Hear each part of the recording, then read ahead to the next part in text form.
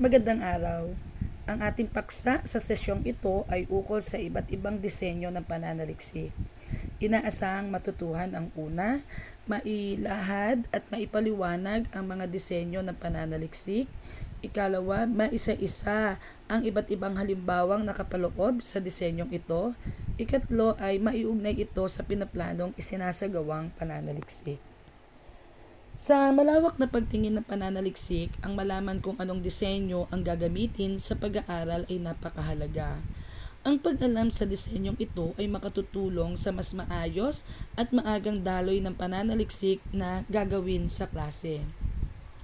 Narito ang iba't ibang pangkalahatang pananaw ng mundo at disenyo sa pananaliksik. Ito ay ang kwantitatibo, kwalitatibo at ang pinaghalong pamamaraan. Sa kwantitatibong pananaliksik, nakapaloob sa disenyong ito ang complex na eksperimento na may maraming variable at lunas. Inilalarawan din na struktural ang disenyong ito dahil laging ginagamitan ng estadistika at pagsukat. Halimbawa ng kwantitatibong pananaliksik ay ang sumusunod na mga estratehiya. Una ay ang tinatawag na survey ng pananaliksik. Ang estratehiyang ito ay nakatuon sa kwalitatibo o deskriptibong bilang ng attitude, kwantitatibong deskriptibong bilang ng attitude, opinyon at kalakaran ng isang populasyon sa pamamagitan ng pag-aaral ng sample ng nasabing pangkat. Nakapaloob dito ang cross-sectional at matagalan o longitudinal na pag-aaral gamit ang mga talatanungan o estrukturadong interview sa pangangalap ng datos na may intensyong mag-generalize ng sample sa isang populasyon. Ikalawa ay ang tinatawag na experimental na pananaliksik. Ayon kay Keppel, ito ay tumutukoy sa espesipikong treatment na nakaiimpluwensya sa kinalabasan. Ang bigat o impact ng pananaliksik na ito ay tinataya sa pamamagitan ng pagbibigay ng espesipikong lunas o treatment sa isang pangkat salungat sa iba pang pangkat na walang lunas o treatment. Isang halimbawa ng eksperimentong ito ay ang tunay na eksperimento o true experiment na gumagamit ng di-random na mga disenyo. Kasama rin dito ang quasi at single subject na disenyo. Samantalang ang kwalitatibong pananaliksik ay nakapaloob sa disenyong ito ang paglalarawan sa mga penomena at mga filosofiya gamit ang mga pandama sa ating katawan. Nangangailangan ito ng isang masusing obserbasyon na labas sa sariling opinyon at nakahalaw sa pinaniniwalaang konsepto o pananaw hinggil sa pag-aaral. Ilang halimbawa ng kwalitatibong pananaliksik ay ang sumusunod na estratehiya. Una ay ang tinatawag nating etnografiya o ethnography. Ito ay isang estratehiya ng pangangalap ng datos kung saan ang mananaliksik ay maninirahan sa loob sa natural na setting o lunan na may kaugnayan sa kanyang pananaliksik sa loob ng mahabang panahon. Sa etnografiya, isinasagawa ang pangongolekta ng datos sa pamamagitan ng obserbasyon at interview. Ang proseso ng pananaliksik na ito ay flexible at tipikal na umiikot ang konteksto sa tugon ng mga nakasasalamuha sa lunan o setting. Samantalang, meron din tayong tinatawag na grounded theory. Isa itong estratehiya ng pagtatanong kung saan ang mananaliksik ay umahalaw ng pangkalahatan at abstract na teorya ng isang proseso o aksyon o interaksyon, salig sa pananaw ng mga kalahok. Kasama sa prosesong ito ang maramihang pangangalap ng datos, pagpipino o pagsasala sa mga ito, at pag-uugnay sa mga kategorya ng impormasyong nakalap. Ang dalawang batayan, katangian ng disenyong ito ay ang patuloy na paghahambing sa datos sa papausbong ng mga kategorya at mga theoretical sampling ng iba't ibang pangkat para sa mas malawak na pagtingin sa magkakatulad at magkakaibang impormasyon. May tinatawag din tayong case study. Ito ay isang estratehiya ng pagtatanong kung saan ang mananaliksik ay nagagalugad ukol sa programa, pangyayari, gawain o proseso ng isa o maraming individual.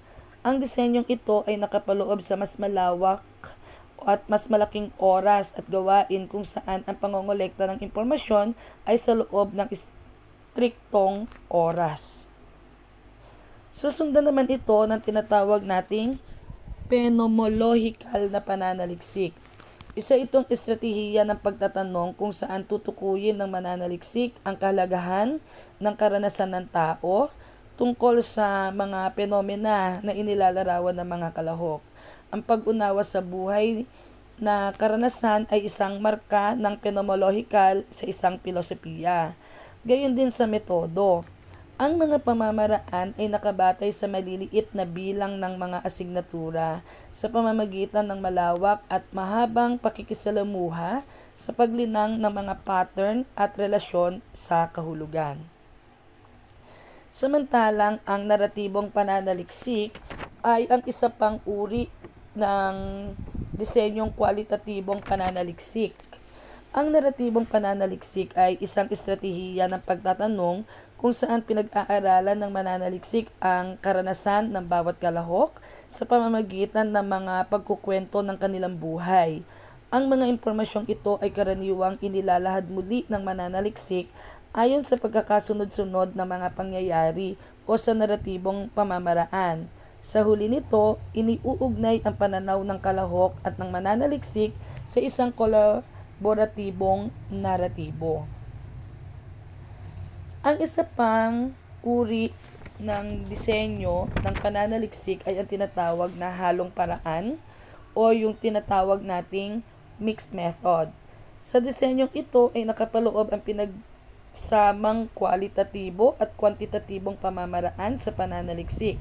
Sa makabagong pananaliksik, mas karaniwang ginagamit ang disenyong ito upang maging mas malawak ang pagsagot sa mga tanong tungkol sa pag-aaral. Naipakikita rin ng disenyong ito ang pagiging patas at pantay sa mga nakukuhang datos. Narito ang iba't ibang estratehiya na maaaring gamitin. Una ay ang tinatawag nating sequential na pinaghalong pamamaraan. Ito ay isang estratehiya kung saan palalawigin ng mananaliksik ang kinalabasan ng isang pamamaraan sa isa pa. Nagsisimula ito sa kwalitatibong interview para sa pagpapalawak ng impormasyon at susundan ito ng kwantitatibong pamamaraan gamit ang survey ng pananaliksik. Maaari ding magsimula sa kwantitatibong paraan sa pamamagitan ng pagtetest o pagsubok sa teorya o konsepto sa kasusundan ng kwalitatibong pamamaraan sa pamamagitan ng detalyadong eksplorasyon sa mga natatanging kaso ng individual o kalahok. Narito ang diagram ng sequential na pinaghalong pamamaraan.